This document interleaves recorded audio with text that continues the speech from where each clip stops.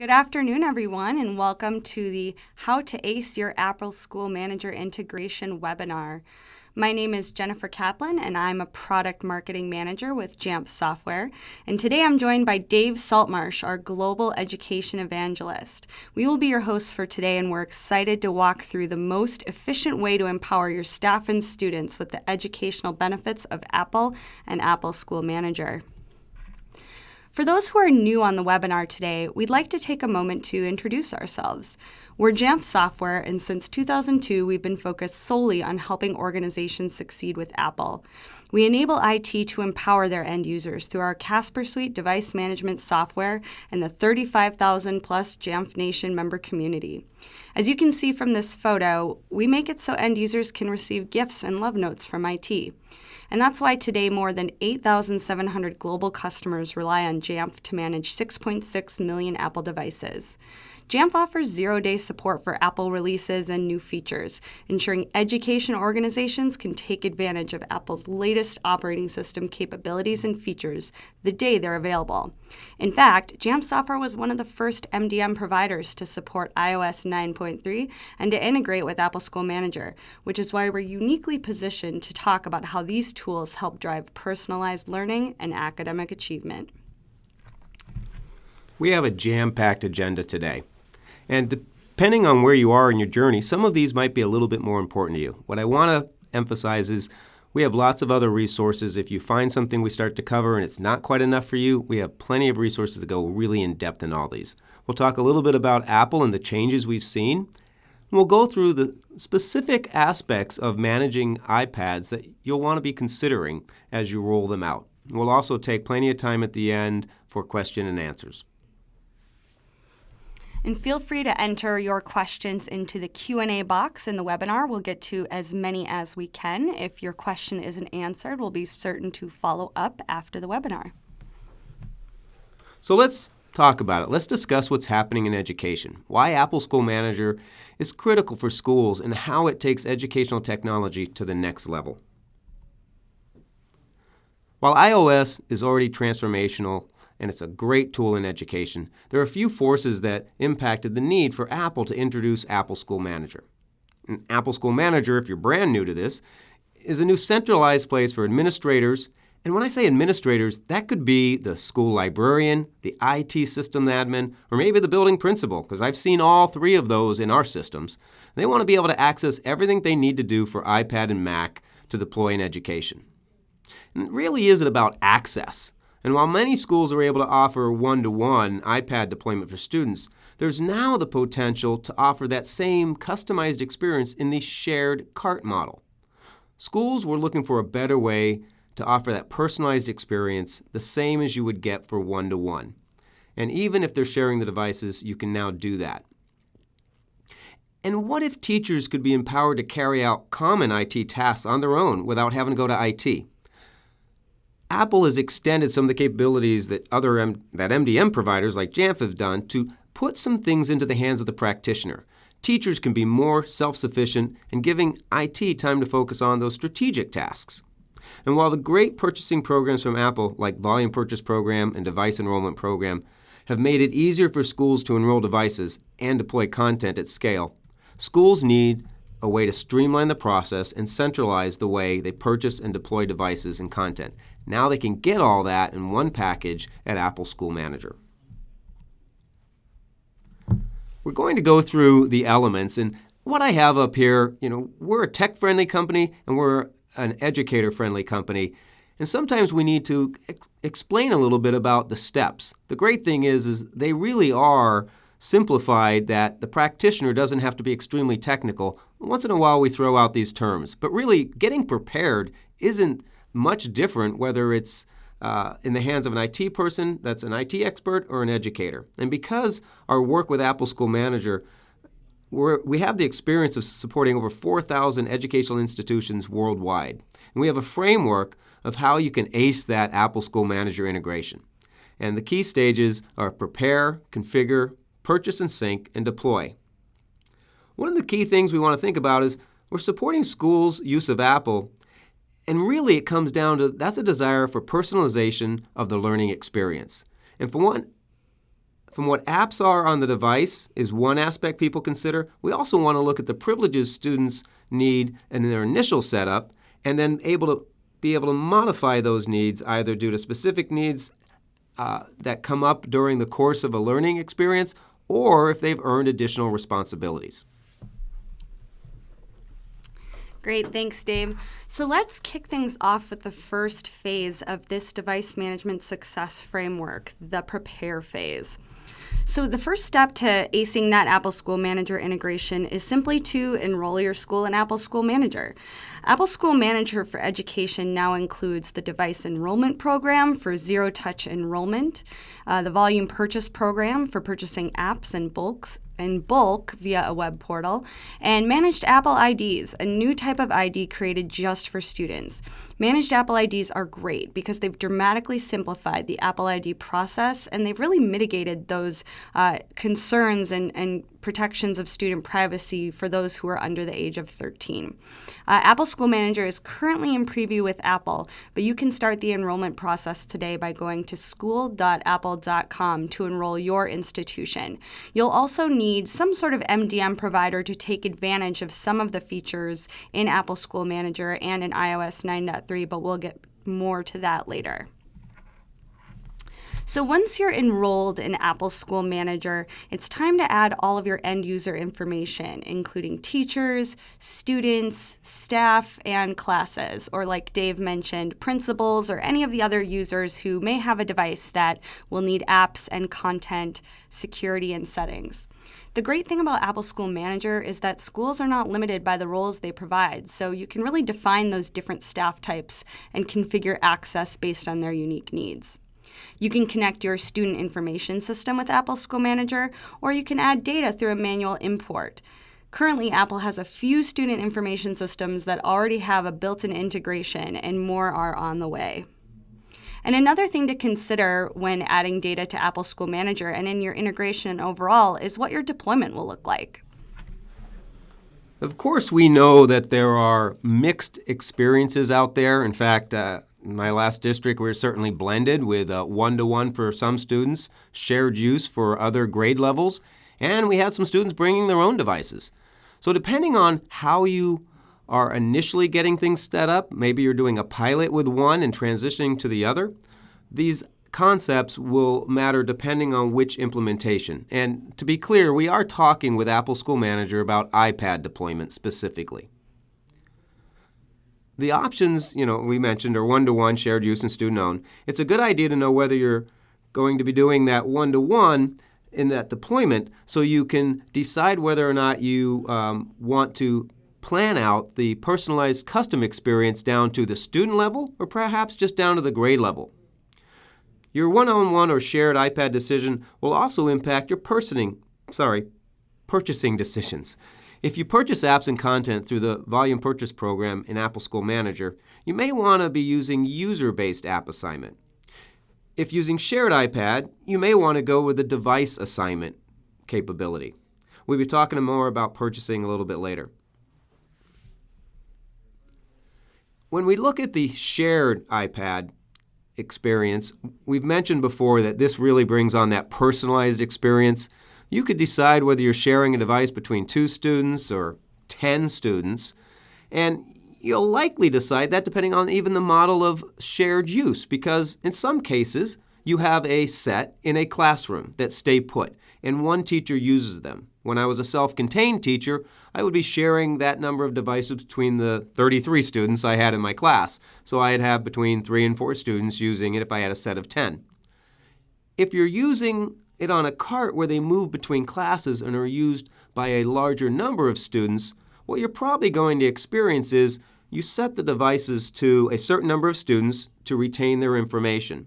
And while another student who may not have used that device recently has checked in, they can certainly go ahead and get on anyways. Shared iPad makes Apple technology more accessible than ever for schools if you're using an MDM like the Casper Suite, which supported this as soon as it was released. Schools can really extend their iPad investment by allowing more than one student to use a device while still giving them access to all the content and, most importantly for me, all the privacy that we want to have for our students today. All right, now we've talked a little bit about what needs to be done in the prepare phase of the device management success framework. Next, let's talk a little bit about configuration and how to really personalize and tailor the iOS experience for each student on each device. There are so many ways to customize the iPad experience so students see only the content that's relevant to them without distractions. And before beginning the configuration process, it's really a good idea to talk through which apps and settings each grade or class should access and note the common issues you might encounter, like distracting notifications.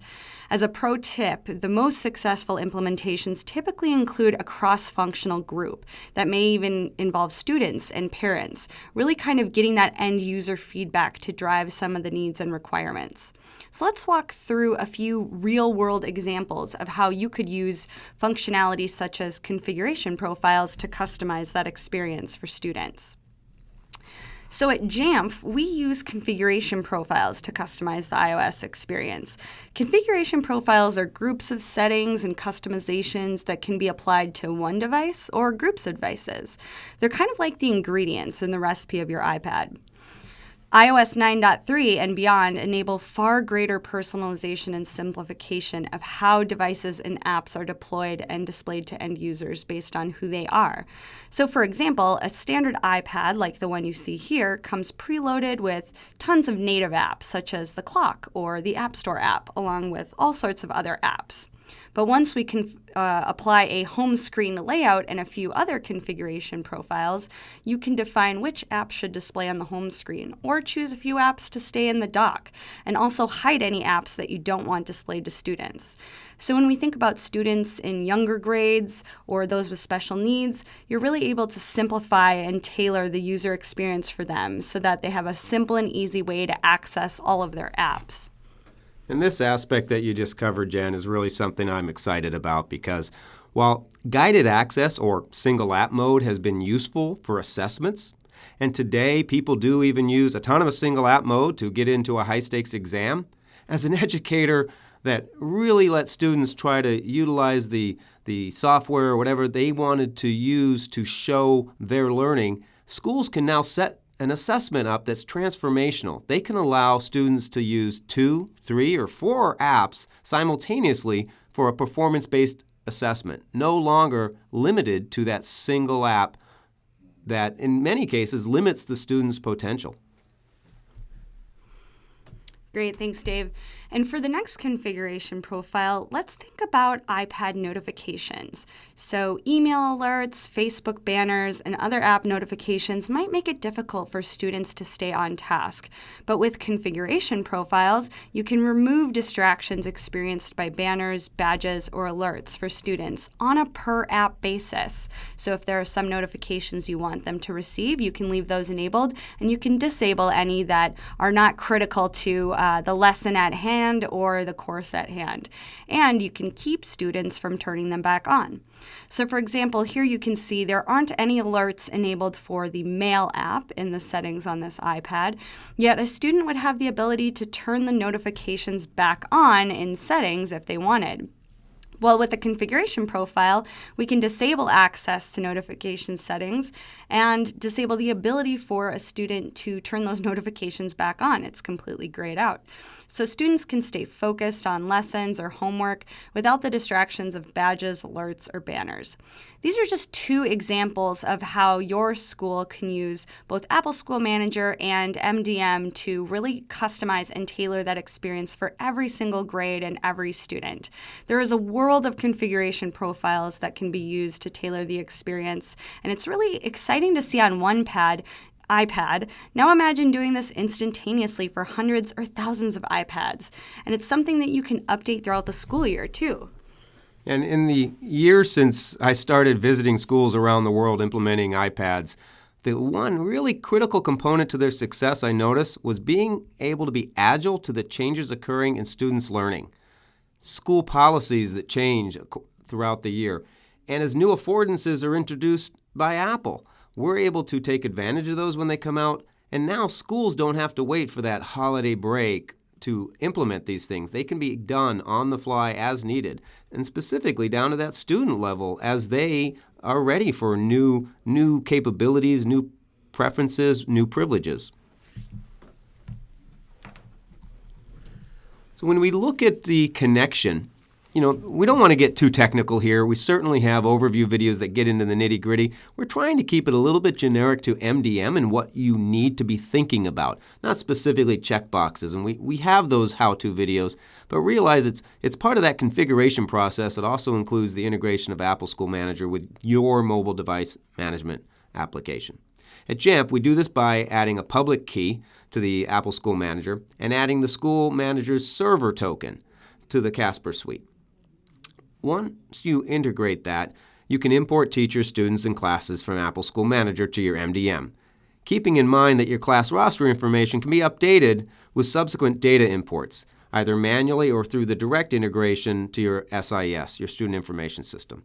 Right now, as Jen mentioned earlier, there's a handful of SIS programs that Apple has directly integrated with, but you can do that manual process. And usually once school gets up and running, getting kids into different classes, we can do that on either a daily or a weekly basis if needed. And now that we talked a little bit about enrolling in Apple School Manager, adding our SIS, and the student experience, thinking about what that looks like, setting up our configurations, let's talk about purchasing and syncing content. And it should be noted that we've used a few different iPad examples, but Apple School Manager and the ability to configure and apply settings can go both ways, both from an iOS standpoint and from an OS 10, soon to be Mac OS Sierra standpoint. So Apple School Manager has a lot of great functionality both for student iPad devices and for student MacBooks. So as we mentioned earlier, schools can benefit greatly through purchasing apps and content and devices in bulk from the Volume Purchase Program and Apple School Manager. When making these purchases, it's really important to consider whether you want to assign your purchases to the students or devices and whether you'll want to revoke and reassign app licenses at a later date. It's completely up to you, and there are a lot of options. It again depends on your deployment model. So think about which apps students will need, if they'll only need them for 1 year, maybe for multiple years. If you have an instructional technologist, they're a great resource to kind of help do this mapping, to think about the lifespan of the student and planning to grow and scale as your iPad and Mac program grows and scales. We also recommend you consider trying Apple's Classroom app. It's a completely free app that you can get through the Volume Purchase Program from Apple, and teachers can use it for in-class instruction on iPads. So they're able to kind of see what the students are doing on their iPads from the teacher iPad, guide them to different web pages or courses, and it really kind of gives them the opportunity to have more of a digital element to what they're doing in class from an instructional standpoint. And so after you've connected Apple School Manager to a mobile device management solution like the Casper suite, the next step is to import your teacher and student users along with your classes from Apple School Manager into your MDM, because the MDM is the place where you're actually putting together those settings and assigning where the settings and configuration profiles are going to which devices and which users. What's really great about integrating with Apple School Manager is that you can leverage that student and teacher data from your SIS all the way into your MDM to segment your devices and settings. So your students, teachers, and classes really kind of serve as your groups to target with the configuration profiles and apps and books. And in the Casper suite, for example, we do this through the concept of smart groups. So let's say a student moves from one class to another in a school's SIS, and then through Apple School Manager, they can dynamically move into the Casper suite and automatically receive all of the settings they need for their new class based on which group they fall in within the MDM. When we start using either Apple Classroom or shared use, one of the great things that Apple's brought to this product is student photos. We want to support student photos, and most schools are looking to have that customized experience, and I'll give you the why for this. Of course, as a classroom teacher, and I know my students, a device is a device, but treating it like the person at the other end is super important. Teachers can actually easily see their faces. Imagine a substitute coming into a class. We have the same with the shared use, where you saw before, not only helps a student find that device quicker, but it lets the people know how many people are sharing that device. We really want to think about students' privacy, and that's one of the reasons we have to start considering the aspects that need to be prerequisites for getting student photos ready for Apple Classroom or the shared use experience. We at Jamf have Casper Suite 9.92. That's the version that we came out with a few months ago that supported the photo. So you want to make sure your MDM can do that.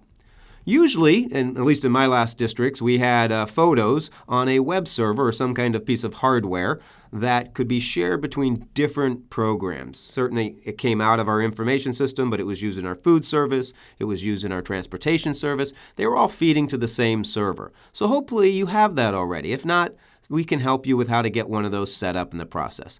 One of the aspects that you may not have been aware of that is required, and this comes down to that privacy piece. There's certificates that have to be applied, and that goes through Jamf to apply that certificate that we can gain from Apple to link those services, your web server with the photos, to our Jamf server that then distributes them out, whether it's shared use or into the Classroom app. Now, we're ready to start giving these things out. It's time to get the devices into the hands of students. And with the device enrollment program, the idea now of being able to take something out of the cellophane is that new experience. So we're able to go through that process and realize we're doing things now hands-free. We want to make a plan for handing out those devices to students and teachers, and we've got some webinars on when schools actually did that and best practices of setting that up. It really depends whether or not you're distributing brand new devices or whether you're collecting or just updating some devices. Consider multiple stations in a gymnasium or a media center. And I say that because as a former director of technology and library, I enlist everybody's support. This is not an IT or maybe one programs. You want to enlist everybody in this. And you can get a logical flow by listening to some other people on how they've done things in a district. Especially if you're in an IT department, you can learn a lot from hearing how other people have managed to hand things out. Enlist parents and volunteers. Have those stages for students to turn in their appropriate use form and collect that back. Put their case or select their case and put it on right then and there. Device management begins with enrolling a device. And we can have that happen by a user putting in their credentials. We can have from user-initiated, where they do that with the credentials, or zero-touch enrollment, where the device just comes up and it's ready for either the teacher or the student. Today we've covered many of the new iOS 9.3 capabilities and a little bit of what you need to do in order to get ready, including the new way to personalize the learning experience for students, even if you're using shared use. More security measures and innovation ways. And we've covered some of the security measures and innovative ways you can use in the iPads in the classroom to enhance the student's learning experience. That said, we've dipped our toes in this. I would like to encourage you to go out to some of the more hands-on how-to in the Casper Suite, because we are trying to keep this a little generic to MDM. At the same time, you may want to be able to get assistance to get things up and running. I was working with a school department this weekend that doesn't have system IT on board, so they want to have someone come in and help them get things up and running, set up Apple School Manager in sync with their JSS or their MDM. We can help you do those kind of things. We have training and documentation, and we're ready to help you get through this process and really thrive if you're wanting that kind of help. And another great resource to tap into if you have questions or you're interested in just doing knowledge sharing and connecting with others that work in education or in the IT space worldwide, head over to jamfnation.com. We have more than 35,000 Apple administrators on Jamf Nation. Anyone can join, and you can connect with other schools, education institutions, like-minded folks to kind of talk about best practices and also get some of the best troubleshooting tips around. It's also where a lot of our customers put together user groups in different areas of the United States and abroad, so they can even have live meetups. And if you'd like to interact with the community in real life, we encourage you to consider attending JNUC, our Jamf Nation User Conference. It's in Minneapolis, October 18th through 20th this year. Typically attended by over 1,000 Apple administrators. It's one of the largest gatherings of Apple administrators worldwide, and it's a great place to network, knowledge share, again, leave with all sorts of tactical and strategic projects that you can bring back to your education institution. You can head over to jamfsoftware.com to check out all of our webinars and pre-recorded videos.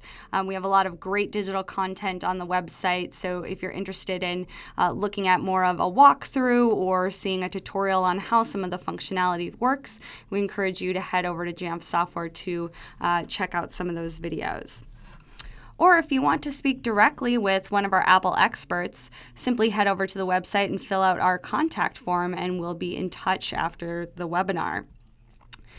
Thank you so much for joining us this afternoon for our How to Ace Your Apple School Manager integration.